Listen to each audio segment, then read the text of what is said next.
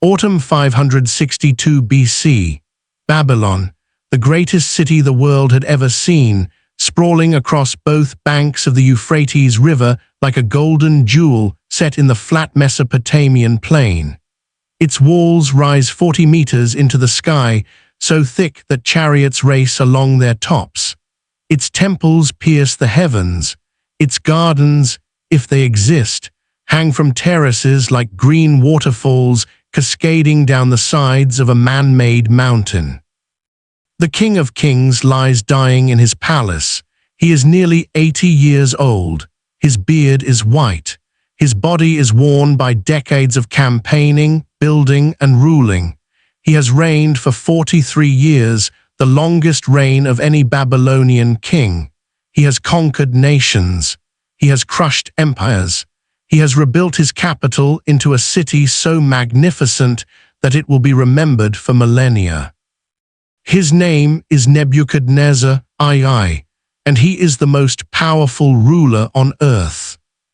But here's the thing about being the most powerful man in the world. It doesn't protect you from the one thing that terrifies every ruler, losing your mind. Because 7 years earlier, this same king, the man who built the Hanging Gardens, the man who forged the largest empire since Assyria, the man who destroyed Jerusalem and carried God's own people into captivity, was crawling on all fours in a field outside Babylon. He was eating grass like a cow. His hair had grown into feathers, tangled and matted like an eagle's plumage. His nails had curled into talons, thick and yellow like birds' claws. His kingdom was crumbling. His courtiers were terrified, and the most powerful man on earth was reduced to the level of a beast. A king who believed he was a bull, a ruler who had to be humbled like an animal, a man whose pride was so immense, so towering, so utterly colossal that the universe itself had to break him. He thought he was a god, so he was made to live like an ox. He thought he had built an eternal kingdom, so his empire crumbled within a generation. This is the story of Nebuchadnezzar the Great, but maybe we should call him Nebuchadnezzar the Broken. Prepare yourselves, friends. We are traveling to Babylon. We are bringing historians, archaeologists, psychiatrists, and lawnmowers, because this is a story about the most powerful king who ever lived and the madness that brought him to his knees. Before Nebuchadnezzar became the Mad King, before he built the Hanging Gardens, before he destroyed Jerusalem, he was just a crown prince with a very ambitious father and an empire that had been forged in blood. Let's set the stage. The year is approximately 642 BC. The place is Babylonia, a region in southern Mesopotamia, modern-day Iraq. A young prince is born into the Chaldean royal family. His father is Nabopolassar, a Babylonian general who has done something extraordinary. He has actually overthrown the Assyrian Empire. And I do mean overthrown. The Assyrians had ruled Mesopotamia for 3 centuries. They were brutal, they were efficient, they were feared across the entire ancient Near East. They had invented psychological warfare. When they conquered a city, they didn't just kill its inhabitants, they impaled them on stakes, flayed them alive, and displayed their heads on poles. They were the original terrorists of the ancient world. But by the late 600s BC, the Assyrian Empire was collapsing. Internal rebellions, external invasions, and sheer overextension had weakened the once mighty empire. Nabopolassar saw his moment. He rebelled. He allied with the Medes, the ancient Persians from the mountains, and together they crushed the Assyrians, sacking their capital Nineveh in 612 BC and burning it to the ground. The Assyrian Empire was no more. In its place rose the Neo-Babylonian Empire, and Nabopolassar was its first king. This was the empire Nebuchadnezzar inherited, a brand new superpower forged in fire and blood, but it was also fragile. The Egyptians were eyeing Syria and Palestine. The Medes were allies, but allies can become enemies. And the Babylonians themselves were a new dynasty with no deep roots in the region. Nabopolassar knew he needed a strong successor, so he trained his son from an early age to be a warrior, a diplomat, and a ruler. Nebuchadnezzar grew up in military camps, learning the art of war from the ground up. His name in Akkadian, Nabukudariyuletawani63ur, meant Nabu, watch over my heir. It was a prayer, a hope that the god of wisdom would protect the dynasty. And for a while, it worked. In 605 BC, the Egyptians decided to test the new Babylonian Empire. Pharaoh Necho II marched north with his army, hoping to seize control of Syria and Palestine. Nabopolassar was old and sick. He couldn't lead the army himself, so he sent his son. Nebuchadnezzar met the Egyptian army at Carchemish, a city on the Euphrates River in modern-day Syria. The battle was a slaughter. The Babylonian prince smashed the Egyptians so thoroughly that they never fully recovered. He chased them all the way to the Egyptian border, destroying their supply lines, burning their camps, and killing thousands of their soldiers. For the next several decades, Egypt would be a second-rate power in the Near East, all because of one battle fought by a 20-something prince with something to prove. Then on August 16, 605 BC, Nabopolassar died. Nebuchadnezzar was in Syria when he received the news. He knew he had to move fast. If he delayed, rivals could seize the throne.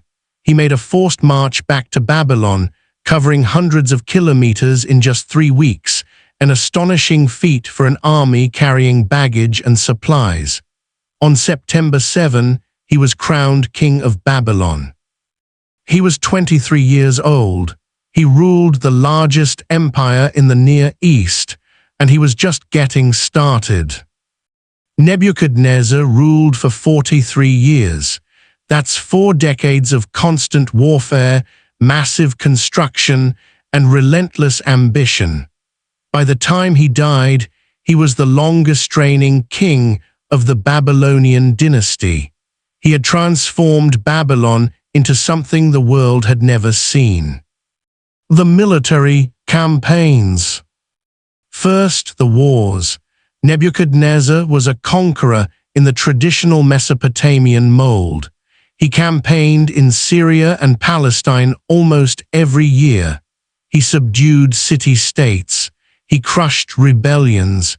He demanded tribute from everyone who could pay and heads from everyone who couldn't. He conquered the kingdom of Judah twice. He sacked Tyre after a 13-year siege. He humiliated the Egyptians, the Syrians, the Phoenicians, and anyone else who dared to challenge him. His army was the largest and best equipped in the ancient world. His generals were loyal. His soldiers were fierce, and his reputation for brutality preceded him wherever he went. And then there was Jerusalem. In 597 BC, Nebuchadnezzar besieged Jerusalem for the first time. He captured the city, exiled the king, and 10,000 of the Judean elite to Babylon. The Temple of Solomon was looted. The treasures of the kingdom were carried away, but the Judeans kept rebelling. So in 586 BC, Nebuchadnezzar came back. This time he didn't just capture the city, he destroyed it. Solomon's temple, the holiest site in Judaism, was burned to the ground. The walls were torn down, the city was left in ruins, and the survivors were marched into captivity. The Babylonian captivity had begun. This is the event that shaped Jewish history for the next 2,000 years. The exile, the loss of the temple, the trauma of displacement. It's the backdrop for the entire Hebrew Bible, the Psalms of lament, the prophecies of hope, the stories of Daniel and Ezekiel. And it was all Nebuchadnezzar's doing. The Bible doesn't paint him kindly. He appears in the book of Jeremiah as the instrument of God's wrath, a foreign conqueror sent to punish a sinful nation. He appears in the book of Daniel as a prideful king who gets humbled in spectacular fashion. And he appears in the book of Lamentations as the destroyer of everything the Jews held sacred. But in Babylonian sources, he's a hero, the king who restored Babylon to glory, the ruler who made the empire great again, the conqueror who expanded the borders and brought wealth and security to his people. History, as always, depends on who's telling the story. The building projects. Now let's talk about the construction, because Nebuchadnezzar didn't just conquer, he built, and he built big. His capital, Babylon, was already an ancient city. It had been around for over 1,000 years, but Nebuchadnezzar transformed it into something completely new, a megacity, the largest and most magnificent urban center on earth. He worked on at least 13 temples in Babylon alone. He rebuilt the ziggurat called Etemenanki, the temple of the foundation of heaven and earth, the massive stepped tower that may have inspired the biblical story of the Tower of Babel. He constructed massive walls around the city, so thick that chariots could race along the top. And then there was the Ishtar Gate. If you've ever seen a picture of ancient Babylon, you've seen this gate. It was built around 575 BC on the north side of the city. It was covered in glazed blue bricks with alternating rows of dragons and bulls, symbols of the gods Marduk and Adad. The gate was magnificent. It was breathtaking. And it was designed to make one thing clear: this is the capital of the world, and I am its king. By the end of his reign, Babylon was the largest, richest, most beautiful city on earth. The Greek historian Herodotus would later describe it with awe, its walls, its temples, its sheer scale. He claimed the walls were 100 meters thick and 120 meters tall, wildly exaggerated, but it shows how legendary the city had become. Nebuchadnezzar left behind hundreds of cuneiform tablets and inscriptions describing his building projects. He boasted about his temples, his walls, his gates. He wrote, "I made the city of Babylon the most beautiful in the world. I built for the god Marduk a palace of silver and gold and precious stones. I constructed the walls of Babylon so strong that no enemy can breach them." He built an empire, he built a city, he built a legend. But his greatest building project, if it existed, was the Hanging Gardens. Let's talk about the Hanging Gardens, because this is where the story gets complicated, very complicated, archaeologically complicated, historically complicated, the kind of complicated that makes historians argue for centuries. The tradition. According to tradition, Nebuchadnezzar built the gardens for his wife, Queen Amytis of Media. Amytis was from the mountains of Persia. She missed the green hills and valleys of her homeland. The flat, dusty plains of Babylon were depressing. So Nebuchadnezzar supposedly constructed a terraced garden, a mountain made of stone and soil, watered by an elaborate irrigation system, planted with trees and flowers from around the world. It was one of the 7 wonders of the ancient world. Ancient writers described it in vivid detail. The Babylonian priest Berossus, writing around 290 BC, attributed the gardens to Nebuchadnezzar. The Jewish historian Flavius Josephus, writing in the 1st century AD, agreed. For centuries, everyone assumed the Hanging Gardens were real. The descriptions are detailed. The gardens were supposedly built on a series of terraces, like a stepped pyramid. Each terrace was supported by stone columns. The irrigation system used pumps to lift water from the Euphrates River to the top of the structure. The plants included exotic trees, flowers, and shrubs from around the empire. The whole thing was designed to look like a mountain paradise rising from the flat Mesopotamian plain. The problem. There's just one problem. No Babylonian source mentions the Hanging Gardens, not a single cuneiform tablet, not a single royal inscription. Nebuchadnezzar left behind hundreds of texts describing his building projects. He boasted about his temples, his walls, his gates. He never once mentioned a garden. And archaeologists have found no trace of them in Babylon. The German team that excavated the site for over 25 years found nothing. No irrigation system, no terraced structure, no evidence of anything that could be called a hanging garden. So what's going on? Did the gardens never exist? Were they a legend that got attached to the wrong king? The solution. Some scholars now believe the Hanging Gardens actually existed, but not in Babylon. Dr. Stephanie Daly, an Oxford Assyriologist, has proposed that the gardens were built in Nineveh, the Assyrian capital, by the Assyrian king Sennacherib a century earlier. The Assyrians had the technology, they had the water systems, and they had gardens that matched the ancient descriptions perfectly. Sennacherib had built a magnificent palace in Nineveh, with a park designed to imitate the forests of the mountains. He had developed an innovative irrigation system using a water-raising screw, a device that predates Archimedes' invention by centuries. He had imported exotic trees and plants from across the empire. The descriptions of Sennacherib's gardens match the Hanging Gardens tradition almost exactly. When the Babylonians conquered Nineveh in 612 BC, they may have taken credit for the gardens, and over time, the legend became attached to Nebuchadnezzar instead.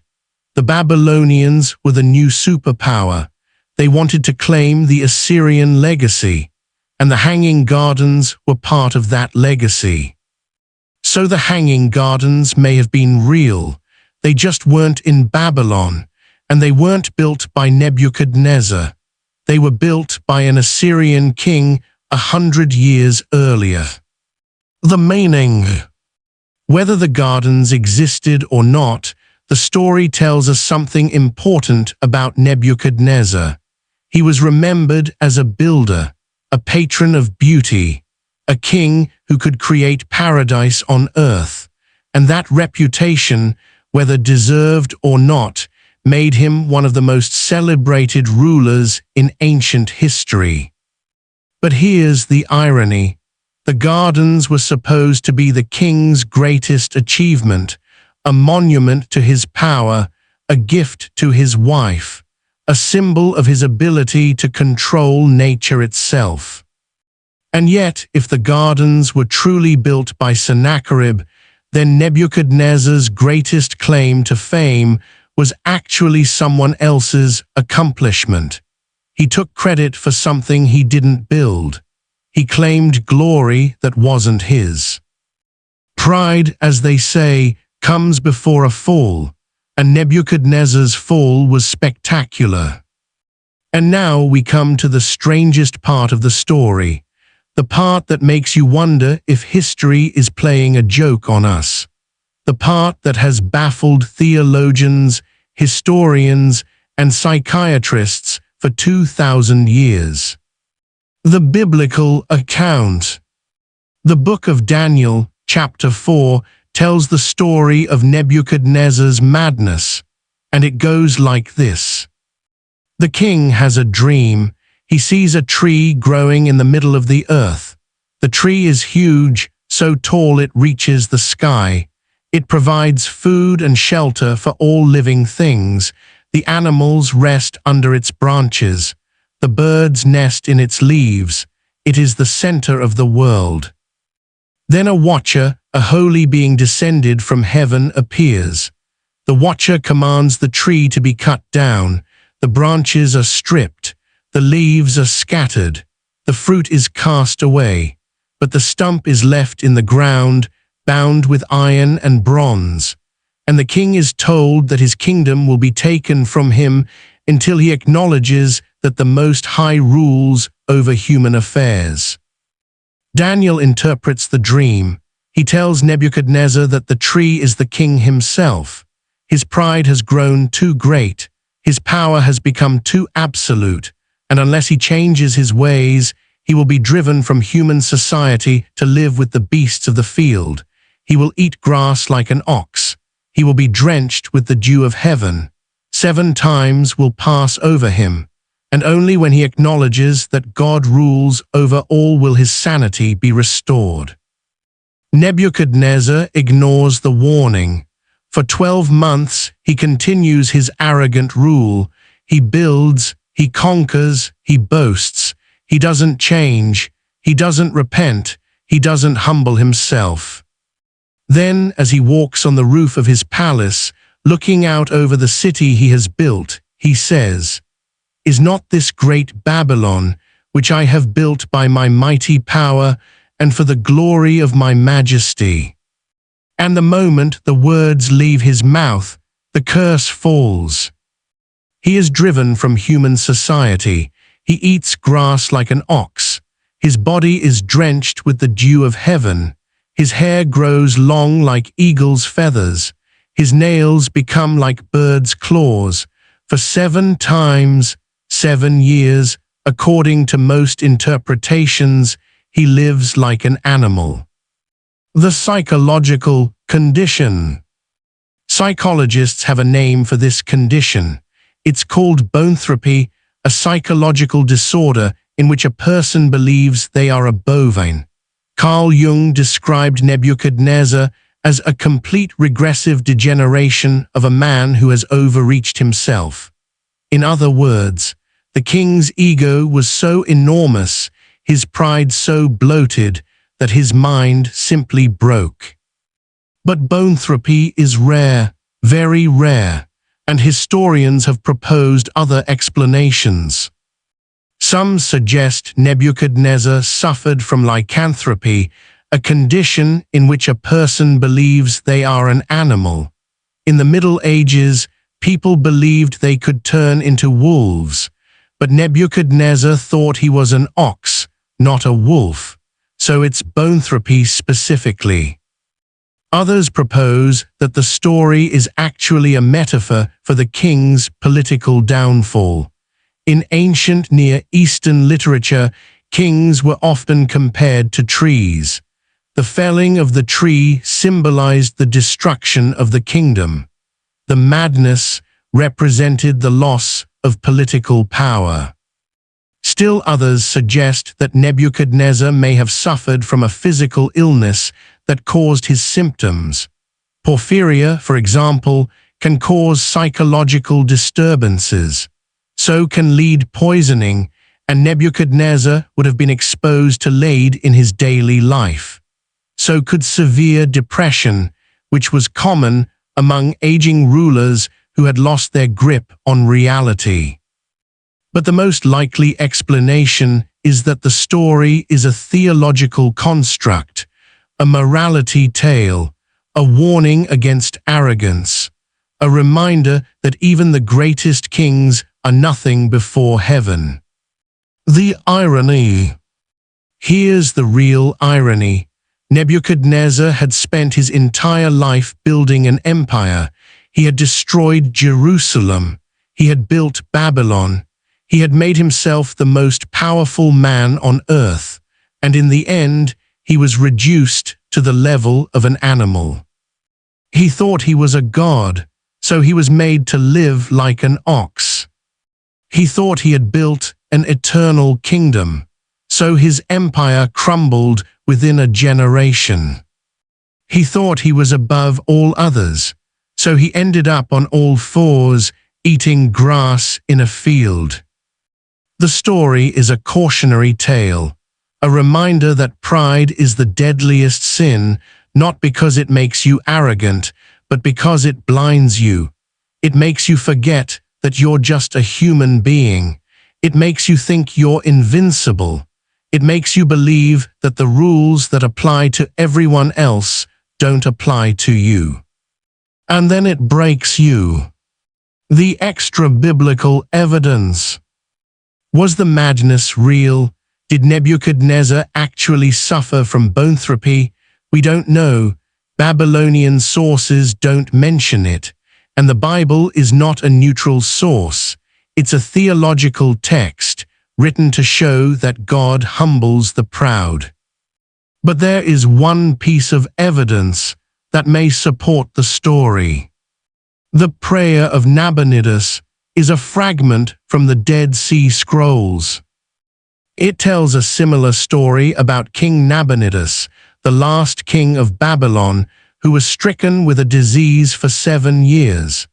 The disease caused him to be excluded from human society, to eat grass, and to be drenched with dew. When he repented and prayed to God, he was healed.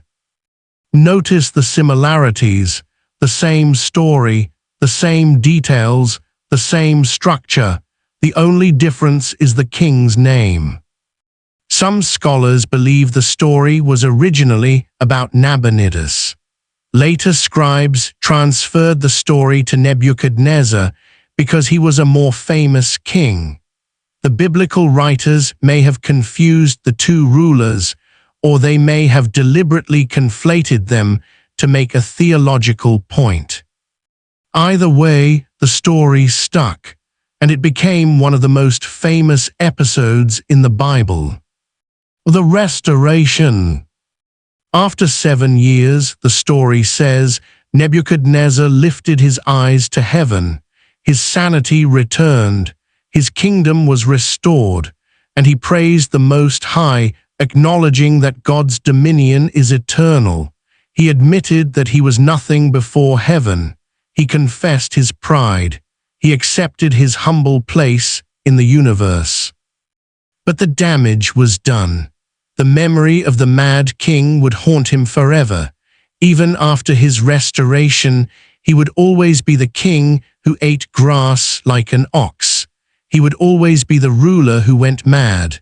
He would always be the example of what happens when pride goes too far. Nebuchadnezzar died on October 7, 562 BC. He was approximately 80 years old. He had ruled for 43 years, the longest reign of any Babylonian king. By the time of his death, he was among the most powerful rulers in the world. But his empire didn't last. The succession. His son, Marduk, succeeded him. He ruled for only 2 years before being assassinated. The dynasty was already crumbling.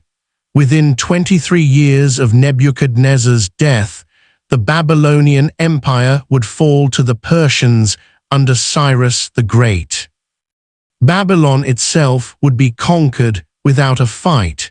The Persians simply diverted the Euphrates River and marched into the city through the riverbed. The Babylonian defense system, so carefully constructed by Nebuchadnezzar, was useless against a clever enemy. The Chaldean dynasty that Nebuchadnezzar had done so much to build would vanish from history. His great-grandson, Belshazzar, would be the last king of Babylon. According to the book of Daniel, Belshazzar saw a hand writing on the wall, a divine warning that his kingdom was about to fall. That very night, the Persians conquered Babylon, and the Chaldean dynasty was no more. The legacy. So what's the legacy? In the West, Nebuchadnezzar is remembered as the archetypal tyrant, the king who destroyed Jerusalem, the king who went mad, the king who ate grass like an ox. He appears in the Bible, in poetry, in art. He's a symbol of pride and its punishment, a cautionary tale for anyone who thinks they're above the law. In Babylonian sources, he's a different figure entirely. He's the greatest king of the Neo-Babylonian Empire, the builder of Babylon, the restorer of the temples, the ruler who brought back the gods and made the city glorious. But here's the thing, both perspectives are true. Nebuchadnezzar was a conqueror and a builder. He was also a tyrant who destroyed Jerusalem and exiled its people. He was a genius who transformed Babylon into the greatest city in the world. And he was a broken man who lost his mind and ate grass like an animal. History is complicated. People are complicated. And Nebuchadnezzar is one of the most complicated figures of the ancient world. The archaeological evidence. Today, we know more about Nebuchadnezzar than ever before. Archaeologists have excavated Babylon extensively. They have found his palace, his temples, his inscriptions. They have pieced together the story of his reign from clay tablets and stone monuments. The British Museum holds hundreds of cuneiform tablets from the Babylonian period, many of them bearing Nebuchadnezzar's name. The Pergamon Museum in Berlin houses the reconstructed Ishtar Gate with its blue-glazed bricks and dragon reliefs. The Louvre in Paris displays Babylonian artifacts from the period. And yet the Hanging Gardens remain a mystery. No trace has been found. No inscription mentions them. The 7 wonders of the ancient world are a collection of human achievement, but one of them may never have existed at all. The enduring myths. Despite the lack of evidence, the Hanging Gardens continue to capture the imagination. Artists paint them, poets describe them, travelers seek them out.